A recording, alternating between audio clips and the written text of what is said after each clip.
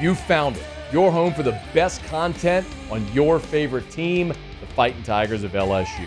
Do us a favor. Subscribe to the channel. Leave your comments below. And be sure to smash that like button.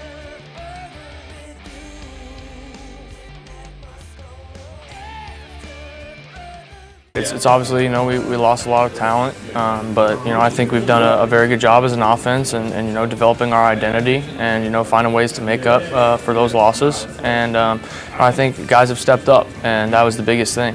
Guys have stepped up in their different positions, and, I think things have gone really well so far.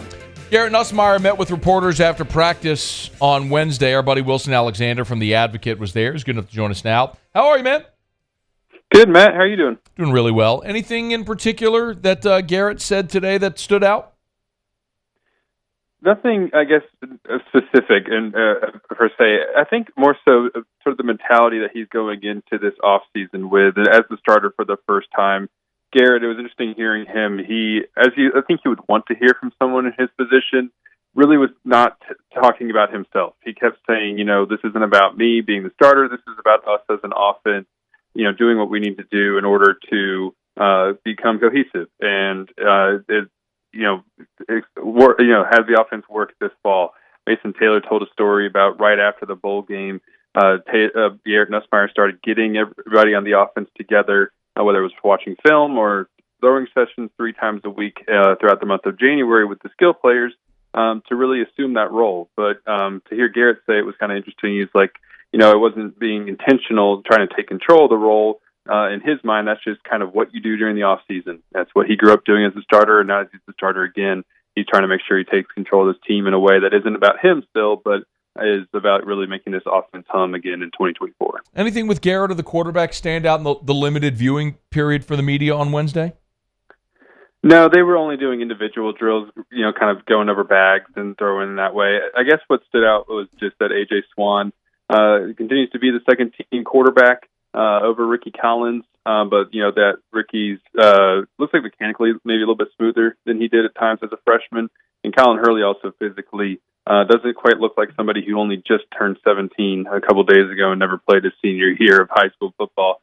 Garrett Nussmeier gave him some, sort of teased him a little bit the other day, saying that he had just turned 13, and congratulations on that. But Colin is a little bit older than that, but even though he is not as old as some of the other freshmen in this class, he physically looks pretty close to the other quarterbacks in the room. Have you just? I know it's limited viewing, and when the media is indoors, you're up in the catwalk, and so it's hard to see a lot of stuff. But does anything physically stand out about Colin Hurley, the true freshman early enrollee? Yeah, I think he's just, it looks like he's, spent time throughout his high school career, kind of just in the weight room. He's not like wiry and thin or anything like that. He's built. He's got what looks like, he uses his legs pretty well through his throwing motion. He's got a nice, quick, pretty smooth release. We haven't seen him try to get out on the field in 11-on-11 or anything like that. This is, again, just extremely limited viewing periods. We've got 2 20-minute periods so far this spring. Maybe we'll get a little bit of a better view on Saturday. That's supposed to be a fully open practice to the media, and so if he takes reps during the full team period, so we'll get a better sense of how he reads the field and sees defenses at this very early stage in his career. Because that's probably the thing that would stand out the most is that Colin seems to have a good bit of arm talent, but how is he able to process and how quickly can he do that against an SEC defense? Wilson Alexander is our guest. Obviously, there's a giant question about the wide receiver pecking order and replacing Malik Neighbors and Brian Thomas. I think we all assume Kyron Lacey's there at the top. Is it sort of playing out that way, and has anyone else caught your eye? So far, Kyron Lacey does appear to be at the top. Garrett said that the social media clips that LSU has shared of Kyron so far is pretty representative of what he's done this spring and really sort of trying to establish himself as that wide receiver one. But this is a receiver room that has a lot of competition going on. A couple other guys that have stood out is Chris Hilton. We've seen his speed, of course, over the years, but not necessarily what he can do as a complete receiver. And now that he's got a chance here to really start for the first time in his career, it seems like he is trying to take advantage of that. He's been with the first team offense, both of those open viewing periods. And then, redshirt freshman Kyle Parker ran with the first team offense today as well. That's somebody who only played in 4 games last year.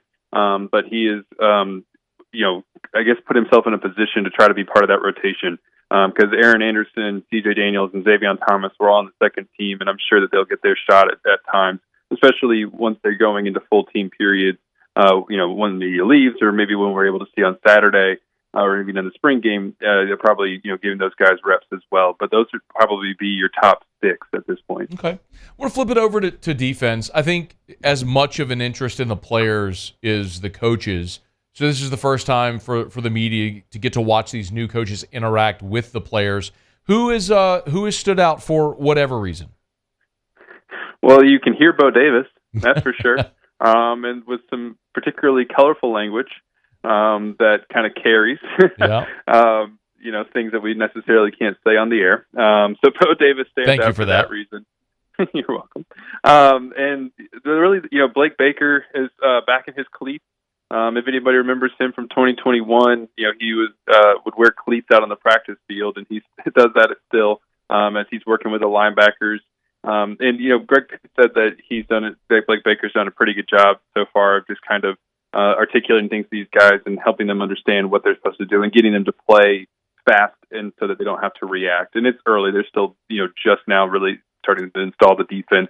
But that's a good sign to hear kind of early on. And then, of course, Corey Raymond being back as well. It was Greg Penn, who was a freshman here in 2021 when Corey Raymond was still here, said it was nice to kind of hear his voice out on the practice field again. The one glimpse we've got in terms of just technique work is Corey's been, specifically with the corners, even though he's technically the secondary coach. And he was working with them, I guess, when practice first opened a couple weeks ago on some press man techniques, which would be, I think, a welcome sight to a lot of LSU fans. Yeah, is there, no doubt, is there any discernible pecking order yet at cornerback? I know Jared Brown, the Ohio State transfer, is out there this spring. So anything that you've been able to ascertain there with the corners? It seems like just right here at the beginning that Ashton Stamps and Javian Toviano are the first-team corners, which makes sense, especially at the early part of the spring. What we've seen under Brian Kelly so far is usually if you're a returning player, you're kind of at the front of the pecking order. J.K. Johnson looks like he was kind of running slow, maybe dealing with something a little bit today, but, he's in the mix certainly as well. So it seems like it's probably, Stamps and Toviano at the top because Sage Ryan is, over with the safeties or maybe playing kind of that nickel spot.